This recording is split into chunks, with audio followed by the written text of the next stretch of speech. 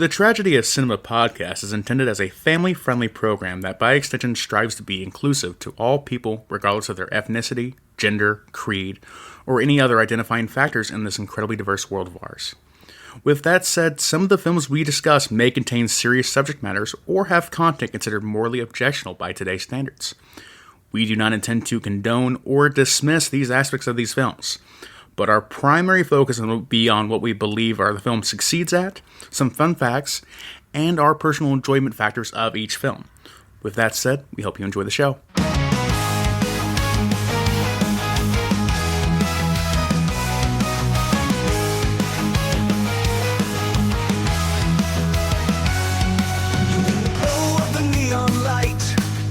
Jimbo and Kyle take flight.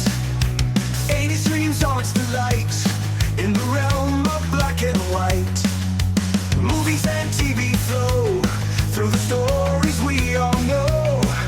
Silver screen tales unfold in the magic they bestow. The tragedy of cinema, when the memories shimmer. Join us as we toast to the tales we love the most.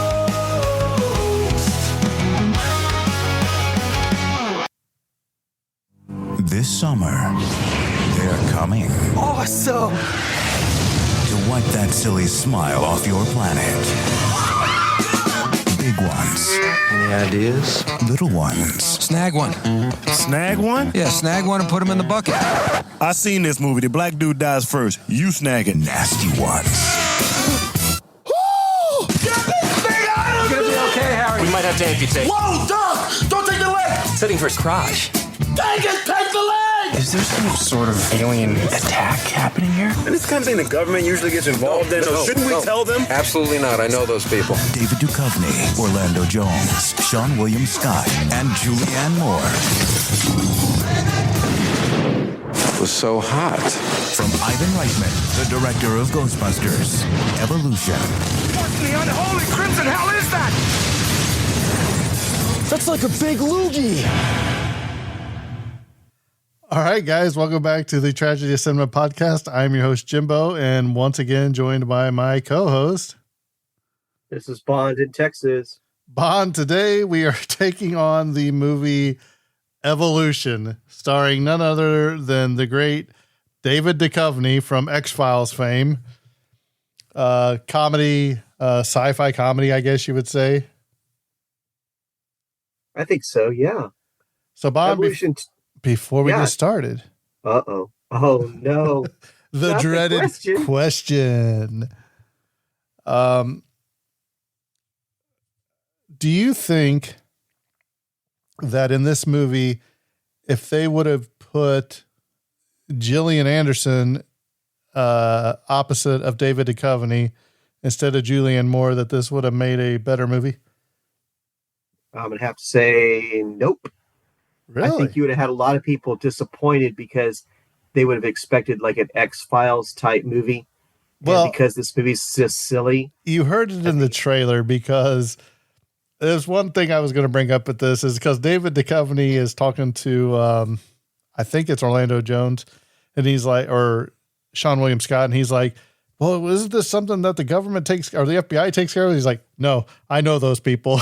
I just cracked up when I heard that. That's a great line. That's a great Easter egg. For a thing. And also we were going to talk about, amputate the leg. He's like, oh, wait, it's going towards this guy. Take the leg.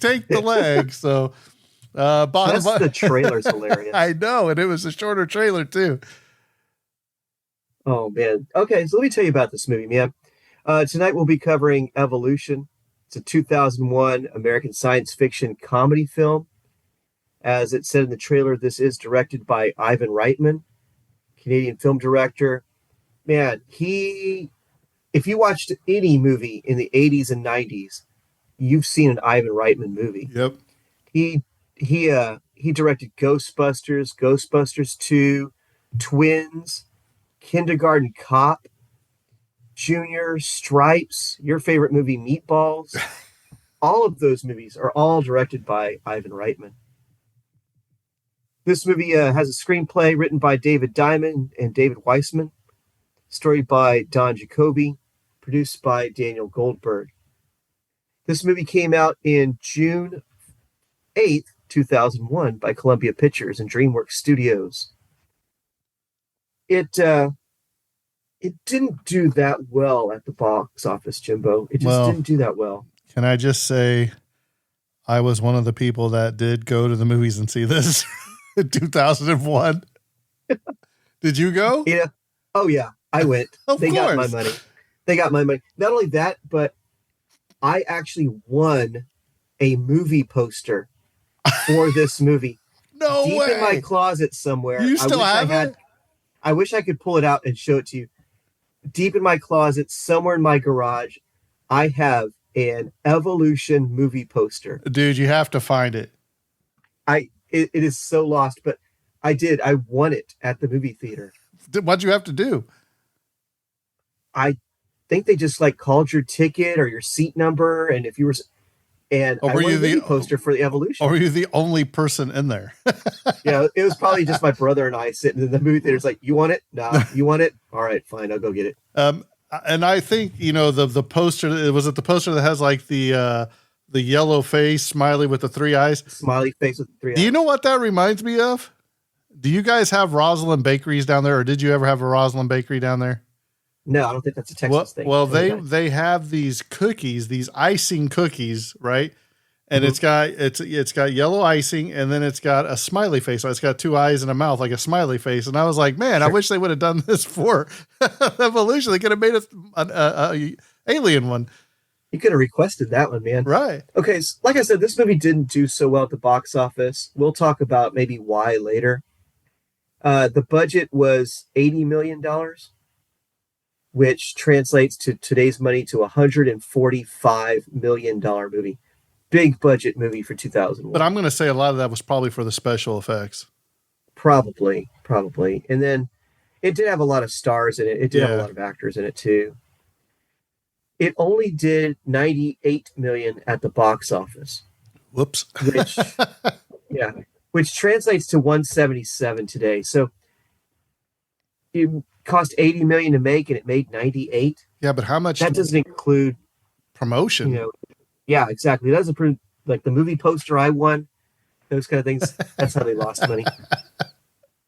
So if they broke even, maybe they broke even through VHS sales later, merchandising, those kind of things. They might have broken even, but it's a shame because I would have loved to see this become a franchise. Yes, or even a I would TV have loved- series. Yeah, I would have loved to see an Evolution 2, Evolution 3, and just turn this into a franchise. Would It's you kind of a take shame it a Evolution 2 today starring this same cast? Yeah, I think it'd be Definitely. great. Yeah, I don't see why they couldn't make Evolution 2 today. right. It's crazy, man. This movie, I guess we should tell people kind of what happens in it, what it's all about. Yeah, go It's ahead. called Evolution because it's about a meteor that crashes to Earth, and the microorganisms inside this meteor evolve at a rapid pace. David Duchovny gives a little science behind it. Oh, I didn't tell you about who's in this I was movie. going to say, are you going to say the cast before you just go down, run the whole plot down there, Bond? This movie's got a lot of stars in it. We mentioned David Duchovny's in this movie. He is a retired colonel, Dr. Ira Kane. He's a college science professor and a kind of like a disgraced army researcher. Mm-hmm. Of course, we know David Duchovny from X-Files, Californication, and one of my favorite comedies, Don't Tell Mom the Babysitter's Dead. Wasn't it called the Kane Madness? Is that what they called it? Yes, the Kane Madness. He actually has it named after him. That's sad. This movie also has a great actor named Orlando Jones, who plays a fellow professor, Harry Phineas Block. He's a science professor. He's also the volleyball coach. I see that. It's like He's also the volleyball coach for the college. the female volleyball coach. Oh, yeah. He coaches the female team, man. Now, here's something. Orlando Jones's father played for the Philadelphia Phillies. He was a professional baseball player. I didn't know that. I don't know what position he played or how famous he was for it, but he was. Orlando Jones, he was in the movie Office Space, The Replacements. I personally remember him from the 7-Up commercials. Make 7-Up yours? Is that yeah, make 7-Up yours. And so in the front of the shirt it says make 7, and the back of the shirt it said up yours. I'm sure you won one of those too, didn't you? Off the radio show. Okay, could you wear that shirt today? Probably, but you might get shot. I wouldn't risk it. Orlando Jones was hilarious. I've always liked this actor, and it's kind of upsetting. I don't know what happened to him. I don't know why he's not a big actor today. You know what I'm saying? Because I really thought he was good in this movie. This movie also has Sean William Scott as Wayne Gray. He wants to be a fireman when he grows up. He wants to be a firefighter. Right? What'd you think of putting out fires? What'd you think of the opening scene? The opening scene is great. He's practicing putting out fires. Well, no. He's got a burning building. He's got the dog. He pulls up to this shed, I guess you would call it, out in the middle of the desert, right? Yep. You see this car come sliding to a stop, and you see him get something out of the truck or something and throw it on the ground. It's like a lady. And you're like, oh no. And you see him just grab her and drag her, and he takes her inside the shed and he throws her into the shed, and he dumps all the fire or gasoline all over the place. And then the place on fire. He goes, all right, action. And he flips a match or something, and he goes in there and catches the thing on fire. And he's like, I'm coming to get you. Kicks in the door, goes and drags her out. And then he starts doing the chest compressions on her, right? You're gonna live. You're gonna live. And it's a blow up doll or whatever. Yeah, it's like the little CPR. Oh, he's man. practicing. He wants to be a firefighter, and apparently, I think he's tried to be a firefighter many times before. He just doesn't do it, man. He just doesn't make it. He is in the movie Dude, Where's My Car? Road Trip, Role Models, and currently he's also on the TV show Shifting Gears with Tim Allen. Cool. He's on that. So he's on that show as a reoccurring character there. But he's great, man. This movie has the great actress Julianne Moore as Dr. Allison Reed, and she is a researcher who works for the CDC. She's, of course, in the movie The Lost World, Jurassic Park movies. She has 4 Academy Award nominations. And she was also in The Hunger Games. Was she in, was it Hannibal? She was in Hannibal, the sequel to The Silence of the Lambs, yeah. And so I have like a little crush on her. I think she's a cutie, so cute. I always like Julianne Moore. Another person that this movie, talking about Silence of the Lambs, this movie has Ted Levine in it as the Brigadier General Russell Woodman. And of course, he was in Silence of the Lambs, and I love him as he works for the police department on the show Monk. Yep. Ever seen the show Monk? He's great on that show. Another character that I noticed right away when I was watching it, Ethan Suplee plays Deke Donald. He's got a really bad bleach blonde hairdo. He's a bigger guy. He is the brother from My Name is Earl. Huh. He plays Randy on My Name is Earl. He was also in Remember the Titans. Yep. And he's in the movie American History X.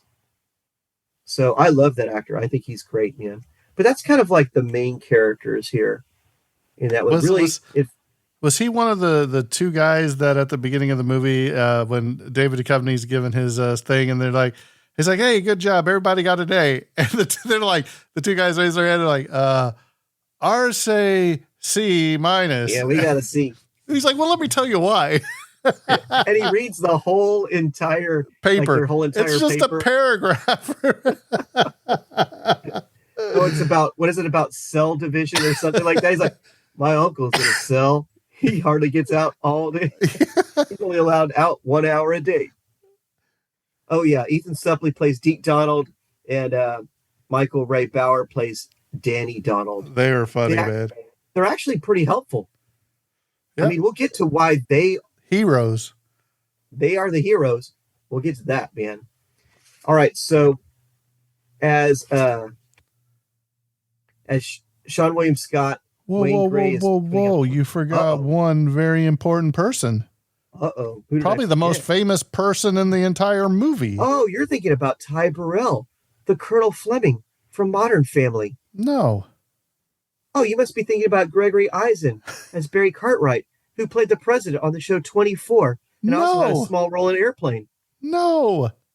Oh, you must be thinking about Sarah Silverman as Denise. She was. That's SNL another one. star, But comedian, and stars Sarah Silverman project. how about She was in the movie School of Rock. Dan Oh, you must be- Aykroyd? Oh, I was going to say you must be thinking about Jerry Traynor as Tommy, who was later on Jake and Josh. No, you're thinking about Dan Aykroyd as Governor Lewis, the governor of Arizona. Right, of course, we know Dan Aykroyd, Blues Brothers, SNL, Ghostbusters, We Are the World. Great Outdoors, We Are the World. Right. This movie's got a whole bunch of hidden people in there. I didn't even mention Richard Mole Yep. as the fire training inspector. We know him as Night Court from Bull, the show Night yep. Court. Bull from Night Court. And he's the voice of Two-Face in Yep. the animated Batman series. And in the background, probably without a speaking role, is John Cho as one of the students. We know John Cho as from Harry and Kumar. Mm-hmm. And John Cho is also Sulu in the Star Trek reboots. Yep. So this movie's chock full of people. Chock full of people. There's so many people in this thing. Maybe that's where the budget came from. Probably. All the stars that had two lines. Asteroid crashes to Earth. It's a meteor. It's got microorganisms in it. Right where he's given CPR to the lady that he had started the fire for. Smashes right into his car. Smashes into his car. His car goes flying. Right. Well, after it crashes into the Arizona desert, Wayne Gray sees the whole thing. Next morning, Ira Kane and Harry Block, they go out. Those two college professors go out to investigate the site. And what they notice in the cave, it kind of crashes into a cave, is there's like this strange blue liquid. And for some reason, things that usually take millions of years to evolve now evolve within hours. So it goes from nothing to, well, I guess like a single cell organism, right? Right. Like they take a sample and Yeah. they go back to the lab, and David Duchovny puts it under a microscope, Mm-hmm. and he looks in there. They kind of look like, I don't know, what would you say? Like almost like a starfish, that their Like legs a would starfish amoeba kind yeah, of thing. that their legs would go in and out. And then as he's watching it, one of them splits into two. Mhm. And he's like, what? And he goes in a little bit further, zooms in a little bit further. And there's multiple ones splitting. And this is happening at a rapid pace. And if it just keeps going and going while he's looking, it basically leaks out of his, the glass container that he has the specimen in. And just, you can see that blue ooze go everywhere. Really Yeah, it crazy. cracks It's the going real glass. fast. Yeah, within minutes. Well, over the next few days, these organisms, they go from these single cell organisms to double cell organisms to like a fungi to flatworms. They get to the flatworm stage. Yeah, The next thing you know, they take their they go back out there to the cave, and they take his class, the science class out there from the college. Mhm. And that's where the girl's out there, and she's like, what's this? Something's crawling on me. And he swipes down, and like the fog is looking at the bottom, and he swipes, and there's a bunch of worms all over the place. And pretty that's much the whole cave floor is made. they of just worms. can't believe it. And it's slowly turning into, what would you say, like a tropical rainforest, I guess? Yeah, it looked like it was real humid in there. And I love it because she's like, so do I get my A now? Yeah. She was like looking for extra credit. Yeah. And But what's really creepy and what a great special effect is they show the worms splitting like Yes. right down the middle. So one worm becomes two worms. Yep. But one of the things that I loved, they pick up the worm, and when he holds it up to his face, the worm dies. Yep. And it has to do with like that, like you're saying, that humid, foggy, condensed atmosphere. Well, it can't survive in oxygen. Yeah, it's the oxygen's killing it. Yep. And so they have to produce their own like atmosphere in order to survive. And we see that over and over again with each evolution of these creatures and of this species. Every time that like there's a whole generation of them that die out until they can adapt to oxygen. Right? We see that over and over again. Mm-hmm. I love the special effects in this one. I love the creatures in this one. They're great. You know me, I love the little monsters. I love the they think it's just like flatworms, but then there's like this little sea creature. I don't know, it's like an amphibious frog-like thing in the water. It was swimming around. Oh, is that where Sean Scott Williams goes to the pool and he goes to the tank in the pool house or whatever, and he sees the water. And he sees the worms. The worms are all over the floor. Out. Yeah. But then he goes up and he sees the water swirling in this tank, and he gets up there, and that's where this like piranha looking thing comes. The big old mouth opens up and scares him. I love that guy. He's one of my favorite creatures. But yeah, they can't survive oxygen. And so the two scientists are helped. There's kind of a battle between what to do with the site. Well, the thing is, they take a specimen, right? They had taken a specimen. Well, they're like, hey, you know, we're going to be Nobel Peace Prize winners. We're going to be rich. We've got all these major discoveries. They're going to know our name. And what happens? They decide to go back out to the cave. But what happens? The army's already there. The army is already there. They have it fenced off. They have the containers around. And this is where you come to find out, because they've been posing. What have they been posing as? You know, I mean, him and David Duchovny have been impersonating like these high-ranking government officials or whatever. And this is where you come to find out that Ira Kane, who is David Duchovny, they pull up to this thing and they're like, hey, the major's expecting us, or lieutenant's expecting us. And there you see this one guy, this army guy's like, hey, are you Ira Kane? Ira Kane? I've been waiting a long time for this. And he pulls out his gun and he's going to shoot him or something. Well, come to find out that Ira Kane, a.k.a. David Duchovny, was discharged from the army after an anthrax vaccine experiment went wrong. And it caused like side effects to 140,000 soldiers. Yeah. And that's what you called it. What do you call it? The Kane? The Kane madness. The Kane madness. They ended up with the Kane madness. And so that's kind of what they were angry about. And they go, and later on when they go to trial, because they basically meet with the general. He's like, look, you have no jurisdiction here now. This is government property. We're taking over this. We gotta get this under control. And the next thing you see is like, well, I'll see you in court. And so you see them in front of the court judge or whatever. This is where Julianne Moore's character, she's such a klutz in this movie too. Every time she's like falling down, tripping down, running into doors. But she's like the lead, I don't know, prosecutor, if you will, in this, not the defense. But this is where she puts him on the stand. And Ira Kane goes to the stand. This is where she really hammers home on him. Like, hey, and what did they call it? He's like, yeah, you know, little fever, little stomach issues, you know, nothing. And she's like, and what else? And he's like, diarrhea. It keeps going on and on, vomiting. And what else? You know, she just, I mean, whatever he did. The side effects are ridiculous. Oh, he gave him so much stuff. Yeah, I'd probably shoot him too if I had all that stuff that they were naming. Ira and Harry, they're kicked out of their own discovery.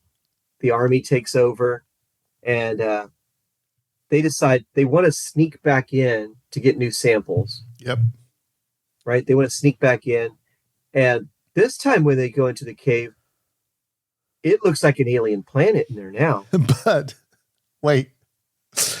So they're going under the guise of night, And David Duchovny has dressed up as like a major or something. He's got the whole army get up on. Mm-hmm. And Harry is dressed up as a private. And they come walking in to the thing, and he's like, tuck in your shirt. They go inside where they originally went. And they see these guys coming up from the ground out of this elevator, and they're in like hazmat suits and everything. And then they see Julianne Moore's character, and they're like, oh, no, your girlfriend's here or whatever. Mm-hmm. So she walks away. Well, they end up putting on these suits, right? Yeah, full-on hazmat suit. And they can hear each other talking. So they get in there, and they got the thing. It's like, hey, we're going to get this specimen. We're going to get down. This is where they descend down into the thing. And one of they're watching the monitors, and they go, hey, did you, what's her name? Julianne Moore's name in this? Her name's Dr. Allison Reed. So they said, Dr. Reed, did you give permission for anybody to go down there? She's like, no, we don't have anybody going down there right now. And he's like, huh. He said, well, look at this. And you see Harry dancing on the thing, and they start talking about Dr. Reed. He's like, oh, I think she likes you, man. Nah, man, come on now. He's like, oh, she just needs a good loving. Exactly, man. That's so awesome. she is hearing everything that they're saying. But while they're down there, this is one of my favorite parts of this movie. They're down there, and you see like this little guy walking, and then you see this the tree, because he's like, oh, the tree just ate that guy. He eats him. And then you see this one monster. It looks like it's got two heads, and it's like a I don't know, a stick bug. And it's got like 8 or 12 legs, and it's trying to go one way or the other way, and then something else eats it. There's just a lot of cool special effects and monsters in this part, and I really love that. Yeah, it's a full-fledged alien environment. Survival of the fittest is going on there. Each animal's, if you're not getting eaten, then you're evolving into something else. Right. And so what happens? Wait a minute. So this is where, they're trying to get a piece of the meteorite broken off and captured. And this is where Dr. Reed and the guys come down there, and they're like, what are you doing down here? And they turn around and they start talking. And then one of the animals comes up the back of Harry, slices open the thing, and it just crawls inside of him. It's like flies inside of him. And it's like a big mosquito or something. Yeah, he's like, something's in my suit. Like, no, it's just your imagination or whatever. And then it's like flying up here in the face shield. He's like, something's in my suit. And the next thing you see is they got him wheeling him in a stretcher going into this thing. And it's pretty good special effects here too, because he's like in his boxers and his shirt, and you see the bug inside of his legs going down. It's like crawling under his skin. Yeah, the doctor's like, hey, we're going to have to amputate. He's like, don't take my leg. Don't take my leg. Don't let him take my leg. He's like, wait, it changed range. It's going towards his scrotum. Take the leg, doc. Take the leg, doc. Take the leg. I laughed for so long at this part. It's so funny. Great, and then what happens? They have to flip him over because we'll have to go in rectally. And he's like, oh, they got like these big, what is the priest, some kind of like big old like tongs, right? And he's like, oh, well, we got to go in. And he's like, oh, no, don't go in. They go in, he's like, oh, like, we don't have time for lubricant. Yeah. He's like, there's always time for lubricant. And he's like, oh, we're almost there. He's like, you're there. He's like, just a little bit further. His character's off. Come on, man up. And then she's like, breathe, just breathe. He's like, I am breathing. And so he finally pulls it out. They pull it out, and it dies. Mm-hmm. And she asks him, she goes, can I get you anything? He's like, ice cream. She's like, good.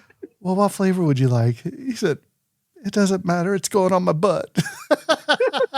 That's right. Oh, man. That is probably. And did you notice the next scene where they pull back up to the high school? He's walking. He's limping along. Oh, man. That is such a great scene, man. Just David Duchovny's character, Ira, is like, come on, man, like encouraging. You got this. You got this. This is nothing, man. And so it's funny. But It's a great scene. why they have been gone on this thing? The army has came and ransacked all their research. They've taken everything, all their notes, all their samples. They have taken everything from their studies at the school. Yeah. And what they've realized is the at the rate that this thing's evolving, within a matter of months, the U.S. is going to be gone. Yeah. You know what I'm saying? We only have months to survive because at the rate this thing is moving. But before this, there's a great scene where there's a crocodile alligator at the country club. Well, the Sean William Scott character, he's there serving drinks or something, right? And this I don't know, country club, pompous, egotistical guy comes up and says some stuff to him. And yeah, he's a real jerk. well, the guy makes eye contact with this lady. He's like, aha. So he takes and he spreads out like this blanket on the green, and he's got a couple of champagne glasses. And what happens? Does he like pop the cork and like get some on him or something? So he decides he's going to go over and to the water and wash it off. Wash up before it stains, right? And there's this like alligator creature that just comes up out of the water and grabs him and eats him. And she eats him. sees it, she's screaming. Like And then so these things are still evolving. There's also the ladies that are having like, I don't know, crochet time or something at this lady's house, right? And there's like 4 women there, and they hear something in the closet, and they have to go over there. And one lady's like, "Well, go open the door." And she's like, "I don't live here." She said, "It's your house." And she said, "Go ahead." And she goes over there, man, and this thing comes out. It's the cutest little thing. And she's like, "Oh, I didn't know you have a dog." She's like, "We don't have a dog." He's like, "Well, he's so cute." "Oh, he's just scared." And she goes out to pet him. And like, he opens his mouth and like this on the end of his tongue or whatever is like another head and bites her hand or whatever. And what happens once he gets out there, he starts choking and he ends up dying. Did the crocodile die too? I think so, because they can't survive the oxygen. Well, not only that, but he brings him back to the school. Remember, Sean William Scott's character brings him back to school. So now you have them evolving so fast that they are learning how to walk. They're learning how to fly. As we'll see here in a little bit. There's these big pterodactyl type creatures at this point, but they're dying. They're dying real fast. They die off and then they come back and they die off. Yeah. So Sean William Scott's character, he's like, "Hey," they're like, "Hey, is that the guy from the meteorite site?" They're like, "Yeah." And he's like, "Hey, I got something you need to see." And he throws it on there and he shows them the crocodile creature. And they're like, "Wow, this is ridiculous." Well, then they hear about the animal at the house. So they go to look at that. And while David Duchovny and Orlando's inside the house talking, they pull a little trick saying, "Hey, the police officer is actually dating David Duchovny's ex-girlfriend or ex-wife." They're like, "Hey, we need to get in here and see this." He's like, "No, you can't go in here, Bill." And they're like, "Did you touch me? Did you just touch me? What's that mean? You know what? Did he just touch me?" It's like, "Okay, you guys come in." But while they do that, the guy, Sean William Scott's character, is like, "I'm just going to go mosey around." Well, he goes and he comes running through and he goes, "Hey guys," he's like, "You got to see this." And they go outside and like on the ground, like over this cliff, there is probably 30 to 50 of these pterodactyl flying monsters. Right. And while they go down there and while they're looking at it, one of the monsters actually, he's like, "Oh, he's still breathing." He gets up and he kind of regurgitates like this, looks like a stomach, like a sack of something. Yeah, it's like a sack, like an embryo. Yeah, so it comes out and they're watching it and it opens up and guess what? Now they've adapted to breathing our air. And this thing takes off flying, and where does it go? It heads straight for the mall. What would I do if I became suddenly be able to fly? I'd go straight to the mall. First thing I do in the world, right? Straight to the mall. Right, hit the food court. I love that scene, man. I thought the special effects on that scene were great. Oh, man. yeah.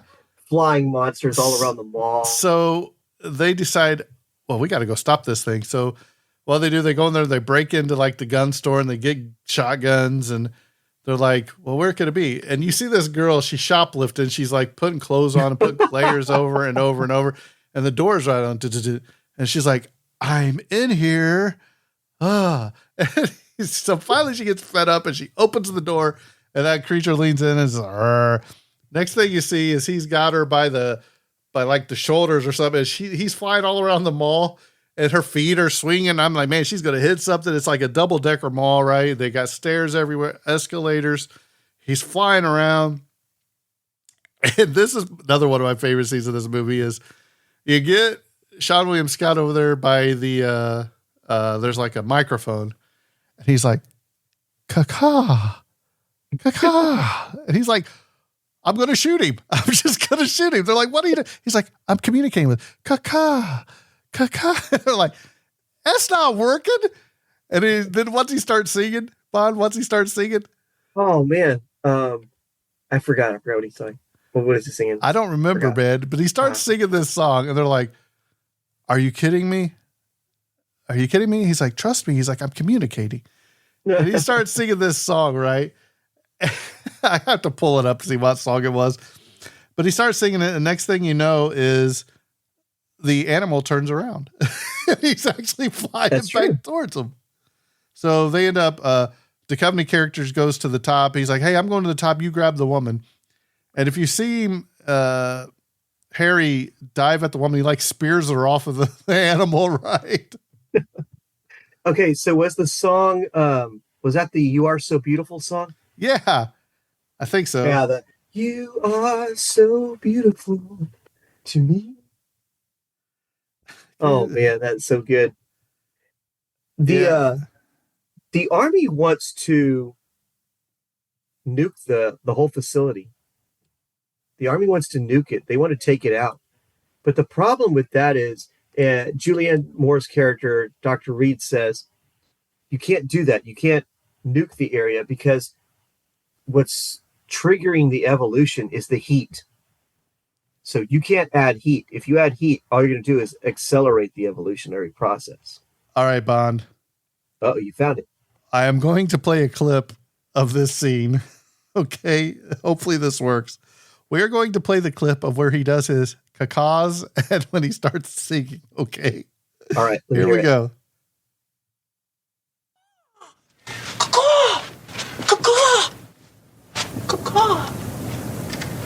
All right.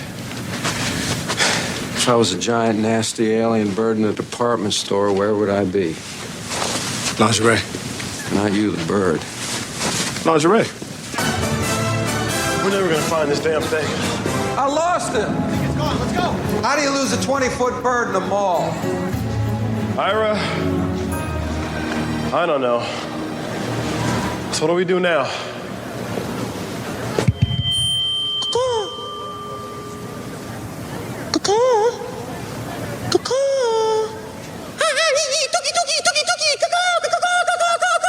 Wayne, I think we've established that caca, and tuki don't work.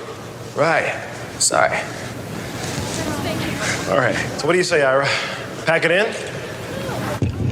You are so beautiful to me. Step back, Harry. I'm gonna shoot him. No, stand down. I'm gonna kill this one myself. Give me a chance. I'm communicating here.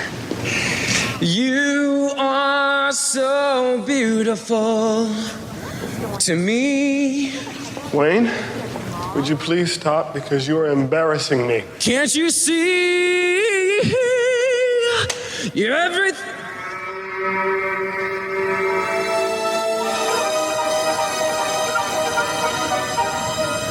You're everything that I hope for.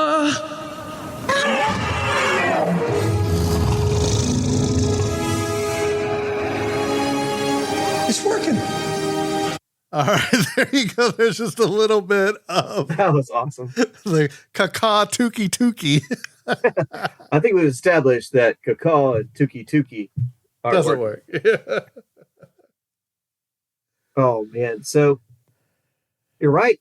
It doesn't work, but John William Scott, he's trying, man. He's trying. Well, it did work. To some extent. That's how they got it to turn back around. You know what does work against this rapid evolution?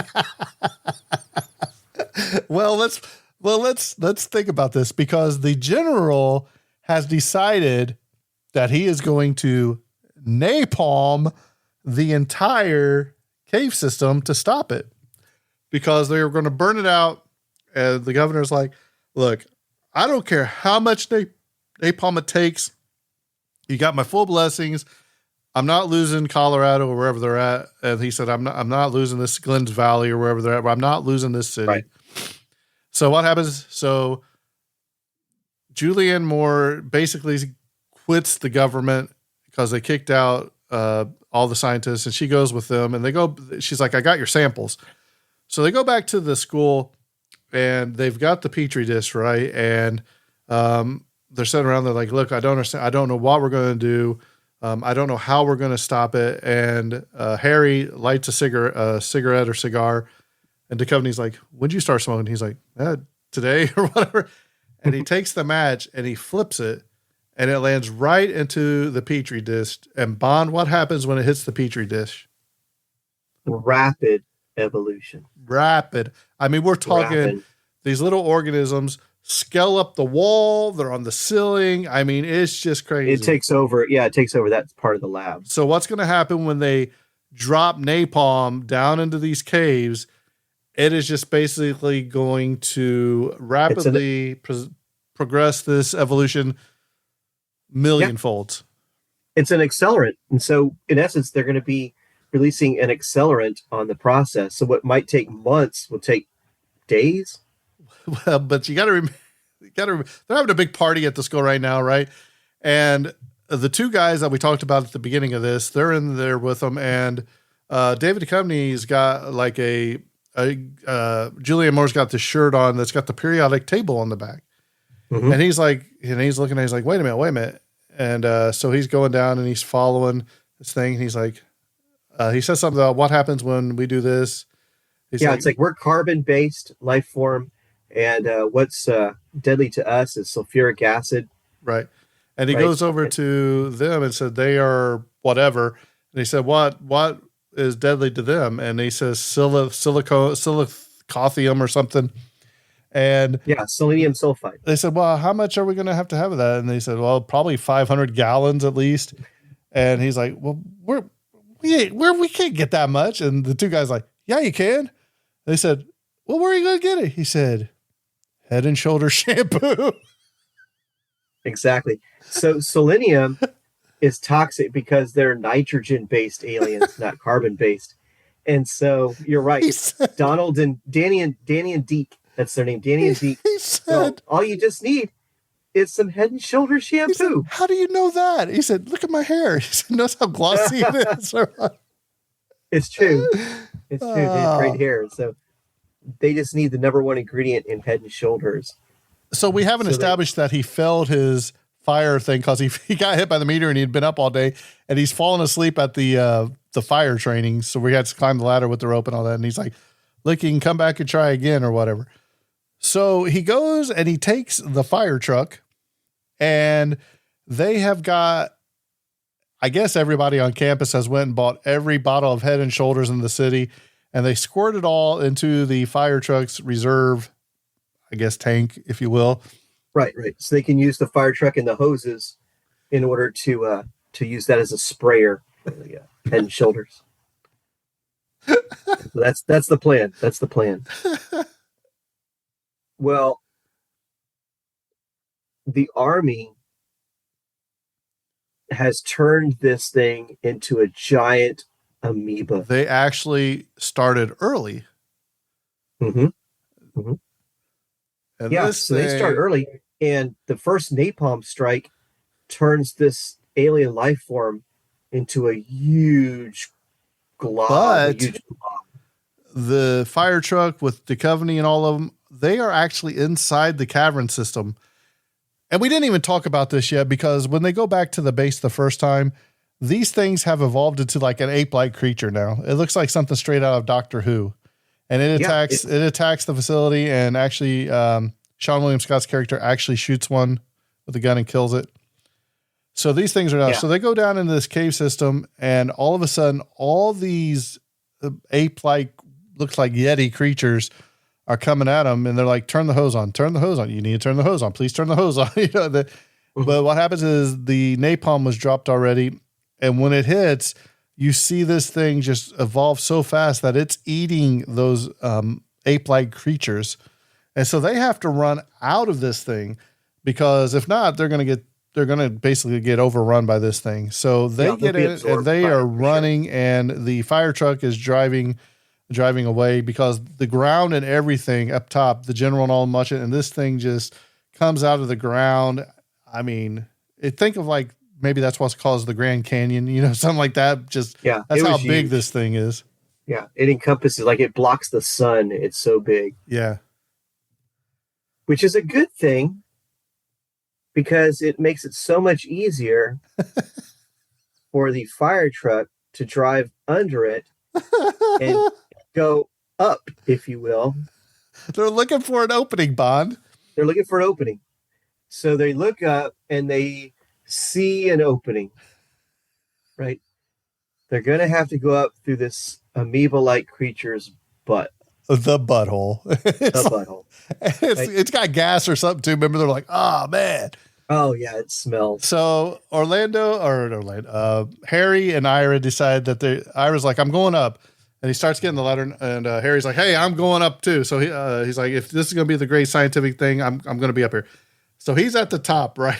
They said, you got to go higher. So they got the ladder all the way up with this hose, right at like, man, I mean, like his head is almost to the butthole, right? Mm-hmm. And he shoves the fire thing in there, and he turns on the hose. Turns the hose on full blast. With all the Head and Shoulder shampoo in it. Mm-hmm. And this thing kind of like starts going down and sucks up Harry up into it. And he's like, he gets sucked up into it. Pull me down. His feet's hanging out. So David Duchovny grabs his feet. He's pulling him down.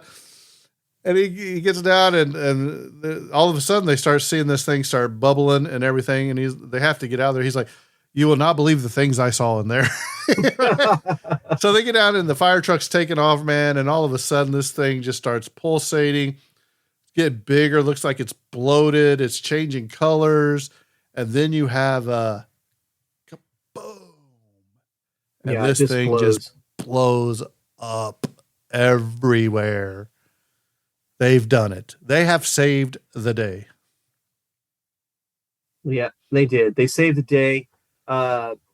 Governor Lewis, Dan Aykroyd's character, he declares that they're all heroes. Now they're heroes, because before he was on one side. Now, of course, like a true politician, he's on the winning side. I like how they have the fire hose, and they're spraying the general or whatever. Remember, because he's all got the goo on him. Everybody's all covered in it, man. That's funny. And the good news is that Sean William Scott, Wayne, becomes a fireman. Yep.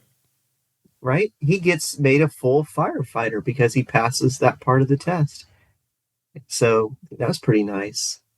It's a nice happy ending, I think. And then Harry gets what? What's Harry get? Let's see. What does he get? I forgot. What does he get? He gets like a promotion for the head of whatever science thing he's in, right? Oh, okay. Okay. So he gets promoted in the science. I think it's something like that. But then while this is going on, David Duchovny and Julianne Moore, they wander off. He's going to give her some Caden madness, I guess, right? I guess. And they go hide in the fire truck because they've got better things to do, I guess. They're going to celebrate their victory. Right. I wish there would have been like an end credit scenes of like maybe some little amoeba like that survived or something. You know what I mean? But well, I kind of thought about that too, because just because the main big amoeba creature blows up doesn't mean that every single piece of this thing died. Right, because it was all over those caverns and they were already in the water supply and all that. So I think it could very easily have been a sequel. Yeah, I'm like, well, what about the other alligators or the other fish or the other, frog-like, dog-like creatures that were in the neighborhood. But what do you think it would have morphed into if that thing would have split and kept splitting? What would have been the next big thing it could have turned into, though? I had thought about that because you had those blue apes without a nose. So I was thinking we were within a day or two of some sort of humanoid creature where it would have been like a person. But would have been like 60 foot tall? No, the ape wasn't that big. No, but when The amoeba was, yeah. But I'm saying once they did it with the napalm, everything just magnified that much more. Could have been. I mean, you might have had a 60-foot ape-like creature. Godzilla. Yeah. All right, let's talk a little bit about the trivia here, Bond, shall we? Okay, what you got? So this was initially written as a serious science fiction thriller. Ivan Reitman hired David Diamond and David Weissman to rewrite the project as a Ghostbuster-style comedy.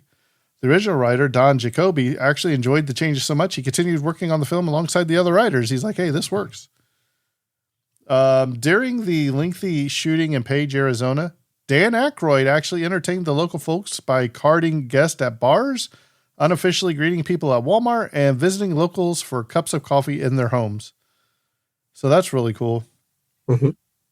And I didn't know this either, but David Duchovny turned down a role in Star Wars Episode 2 Attack of the Clones in 2002 to appear in this movie. Wow. Bond, I don't know if I could have turned down a spot in Star Wars for this movie. If George Lucas tells me, hey, we want you to be in the new Star Wars but movie. I mean, just think, if he would have went to if he was in Star Wars, he could have lived at conventions for the rest of his life, signing autographs, just even if he had a small cameo. Not that he couldn't do it as Fox Mulder in the X-Files, but I mean, you would have had action figures, you've been in video games. Evolution, I don't think they did much with that. You know what I mean? Exactly. This was shot in December. DreamWorks asked the locals to delay putting up their Christmas decorations. Following the shoot, DreamWorks paid the city employees overtime to light up the town in time for Christmas. So that was nice. At the time this film was made, no Head and Shoulders products contained selenium sulfide, but the company used the film to introduce their selenium product, which was released when the film came out. That's what you call taking advantage of product placement. Exactly.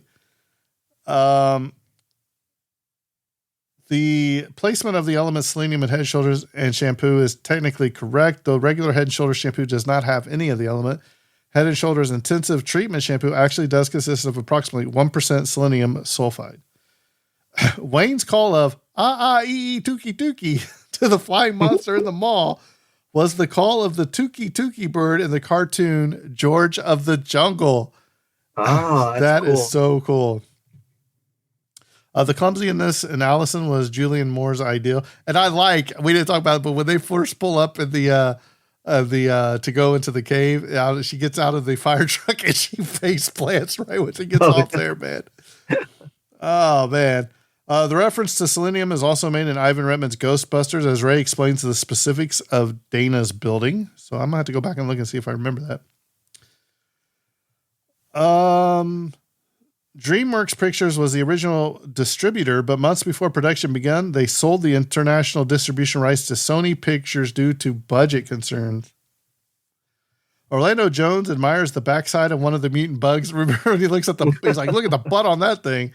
This is a direct reference to one of his successful 7-Up advertising campaigns for viewers to show us your cans. For consideration for the role of Governor Lewis, Bill Murray.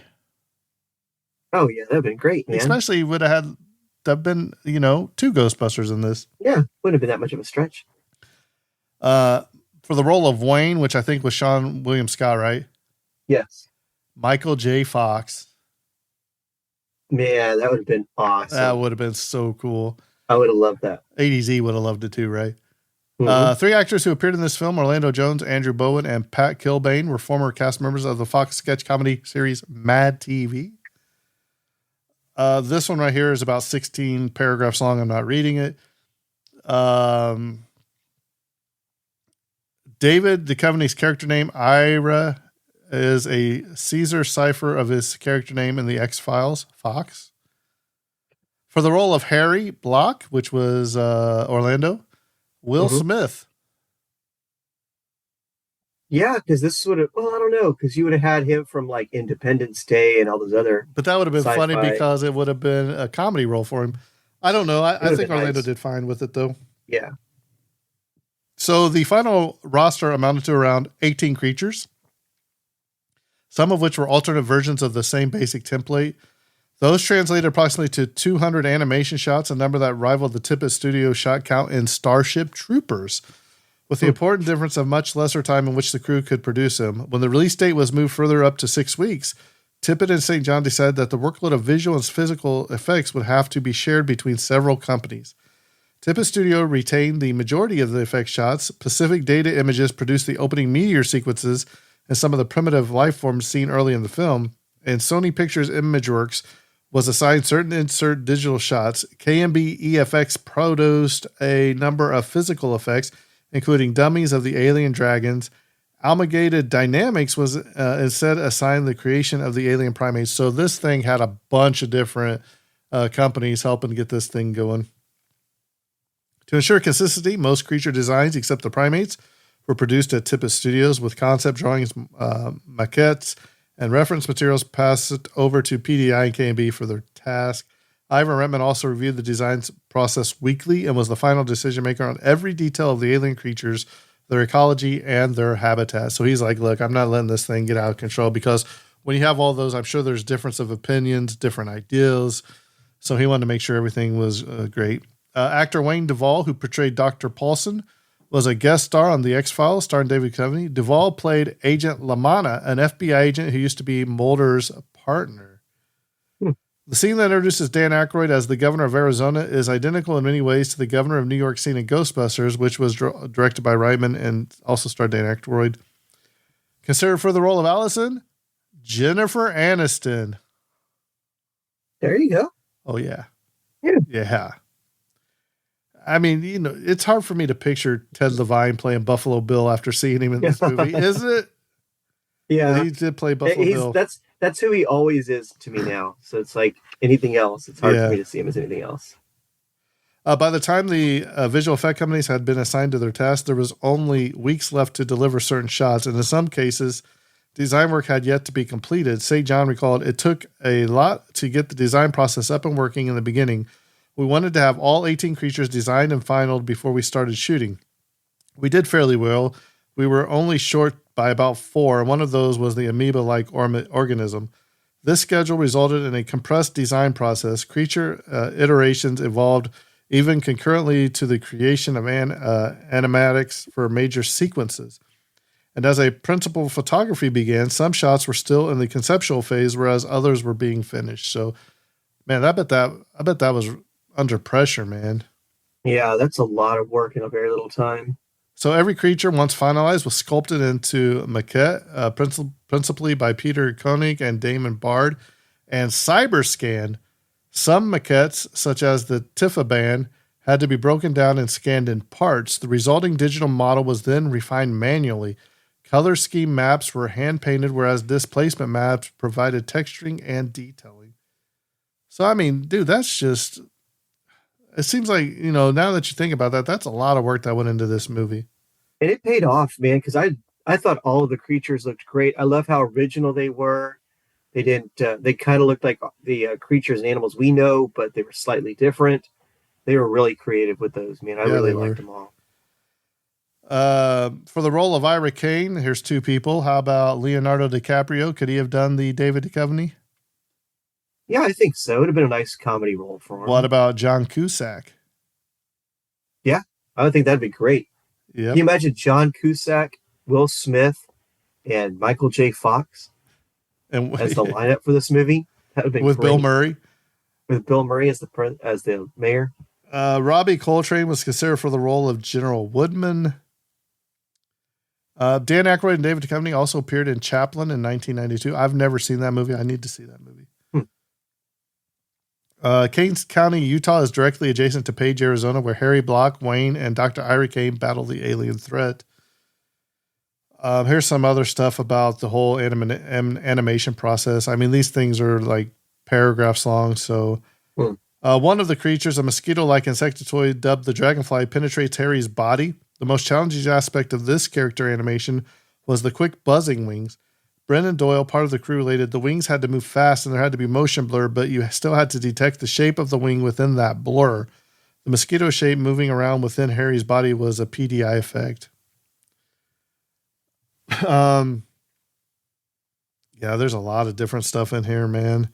I mean, they're talking about the cutie pie dog, of how it had different expressions on its face. Mm-hmm.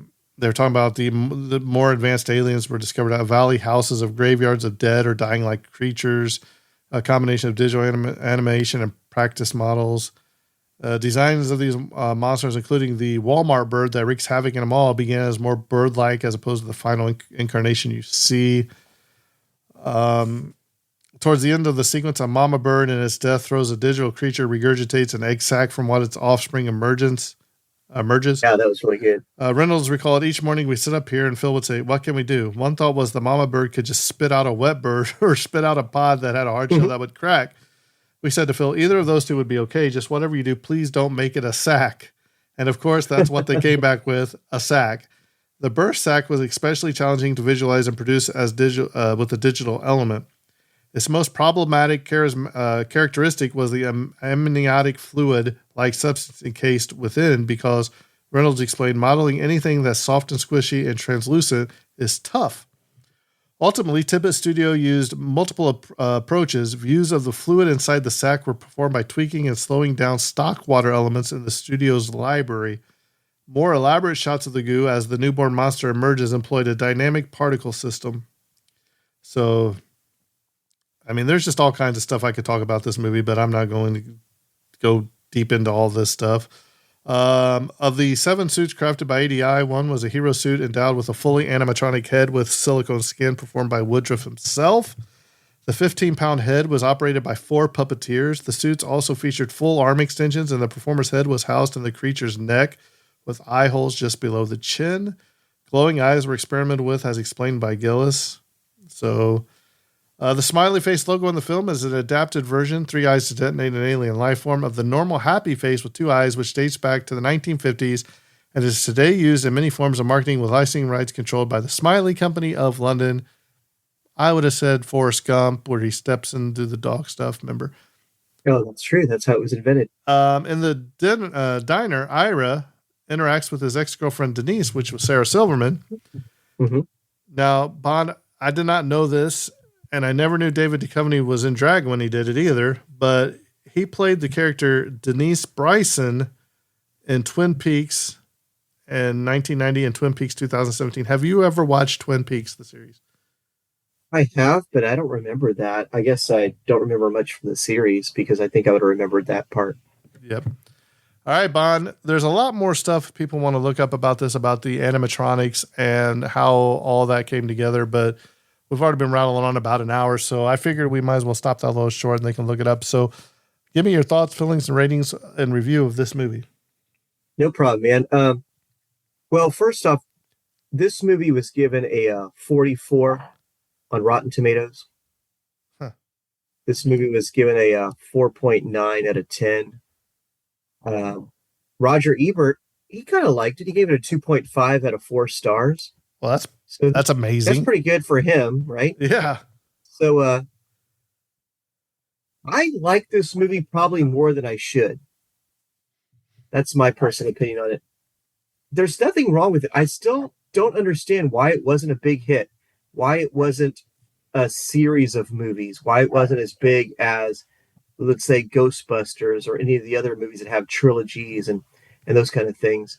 It was fun. It was silly. The special effects were good. The acting was good. I don't know why it wasn't such a bigger hit than it actually was, man. I liked it. I'm going to give it a 7 out of 10. 7 out of 10 because Orlando Jones's character is hilarious in this movie. Like you said, the scene with the mosquito in his leg or the dragonfly in his leg, it's got to be one of the best scenes there. Any scene with Sean in it, Sean William Scott, all the scenes he was in were funny. Dude, the caca. Yeah, Anika Tuki Yeah, Tuki. Or the little, the girl that got busted shoplifting, all the little scenes, the scenes with the two brothers and how they solve all and how they're like the kind of like the dumb brothers that are in the college. I like this movie. Oh man, my prop would have to be. I guess I'll take a flatworm. I'll take a flatworm as my going small, prop. huh? Yeah, I'll take a flatworm as my prop, and like I said, 7 out of 10. Man, this movie's. They should make a sequel. There's no reason on earth this thing's not a big hit. I don't get why. It flopped. All right, Bond. I wish Sarah Silverman would have had a little bit more in this. It only had her in that one scene. So I think this movie is funny. It is funny.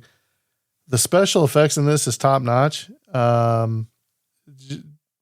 I guess it's probably easier to say because it's an evolutionary process and they don't know exactly what they can make anything and say this is what happened, right? Because that's how it is. But I think it was really well done. I like the shading, the colors they used, the shadows, the lighting, everything just seemed to be on par. I think David Duchovny played an outstanding role in this. He was serious, but he was also funny at times. We didn't even talk about the scene where him and Harry and Wally, or whatever Sean William Scott's name is, where they're driving in the Jeep singing Play That Funky Music, White Boy or whatever, right? Is that what they're singing? Yeah, that was funny. Yeah, Play That Funky Music, White Boy was funny. Yeah. Man. That was so good. They're driving doing that. Orlando did a great job in this movie too. Him and Duchovny together, they had some sort of chemistry there. And then, but I think the one that stole the show, you got to give it to Sean William Scott, man. Just for that scene alone where he does the singing in the mall. Hilarious. I laughed so hard when he started breaking out into You Are So Beautiful to Me after the cacaw. I was already laughing from the cacaw. And then when he broke into that, hilarious. Do you think he ad-libbed all that? I don't know. That was in the script as in like sing You Are So Beautiful to Me. I don't know, man. I think they just gave him an open mic. Well, but I mean, but I think the Tuki thing, it probably had to be in there because it was from Georgia the Jungle. There's no way he's not going to know. He's not going to just come up with words that it wasn't there. Yeah, right? He won't reference that. Yeah, but for me, I'm probably right there with you. 7.5. Is it going to win an Academy Award? No. It probably should have won for some special effects, something. And like I said before, I'm not a big Dan Aykroyd fan, but I think in this movie he did a really good job too. I want to point that out. I think he played the governor that will do anything to save his city, state. I think he did a pretty good job in this movie. It was a comedy. I think he was pretty good in it. The general, Ted Levine, he did a great job in this too. You hated that guy. And what can you say about Julianne Moore, man? Just a cutie. Clumsy. I love the fact that she was clumsy. My prop piece, Bond, I'm going to take the big old water tank that was in the pool house with the big old piranha fish monster in it. That's what I want. That way, if I get thirsty, I can make it a little water cooler too and give me a drink out of there, right? Where are you going to put that huge thing? Don't worry, man. I'm going to build a museum. It's got a creature swimming around in it. It belongs in a museum, right? Exactly. So, but that is evolution. I think the next time we record, we're going to do a movie that has been called one of the greatest of all times, starring Burt Lancaster. Frank Sinatra's in it. Bond, would you like to tell the audience what movie that is? Are we doing From Here to Eternity? From Here to Eternity. I have never seen this movie. I can't wait. It's one of the reasons I started this podcast. So I actually started watching it today. So I got about 10 minutes into it. So I'm intrigued to see where it goes. I've liked what I've seen so far, but I've never seen it. So kind of intrigued, Bond. I'm not going to lie. Have you seen it? I have not seen it, man. I'm looking forward to watching this movie. Like you said, it's a classic. It's one of those when they make a list of the 100 movies you must see before you die. this movie's always near the top. So I can't wait to check And it if out. anybody doesn't know what we're talking about, if you've ever seen the guy and the girl on the beach that go and he rolls her over and they start kissing and the big old wave comes over them, that's what that from this movie. So we'll find out. Stay tuned. If you'd like to follow us, we are the Tragedy Cinema Podcast. You can find us on all the social medias. Bond, you got any last parting words you'd like to say? No, man, I say check out this movie, Evolution. Let us know what you think, man. Let us know what you think, because, maybe you disagree, maybe you agree, maybe we left something out. Let us know. Right. So I think this episode's coming to a close, and that's a wrap. And cut.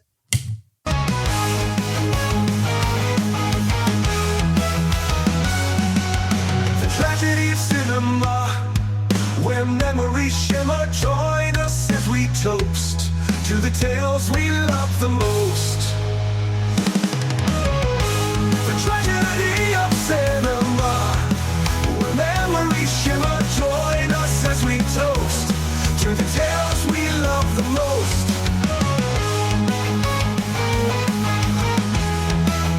Those we love the most.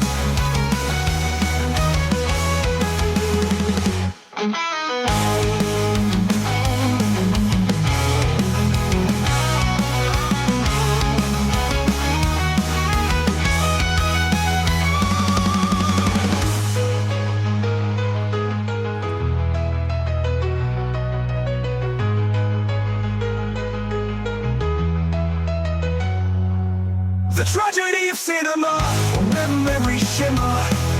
Join us as we toast to the tales we love the most. To the tales we love the most. The tragedy of cinema, when memories shimmer. Join us as we toast to the tales we love the most. To the tales we love the most.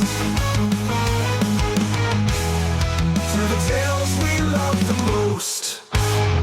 All right, Bond, I'm putting you on the spot at the end of the episode. Bond, what is your top 3 favorite movies of all time, of all genres? Go. I can't hear you, Bond. I've lost you. Did you turn your mic Right. off? Number 1, Stand By Me. No, that movie's terrible, Bond. I love that movie. I don't know if we've Number covered it 2. on this podcast. Number 2, Back to the Future. Oh, boy. Number 3, Race for Your Life, Charlie Brown. All right. I'm sorry, people. Sorry I asked him that question. Now I might have to find a new co-host. This has been You a like my J and answers? J Come on. production.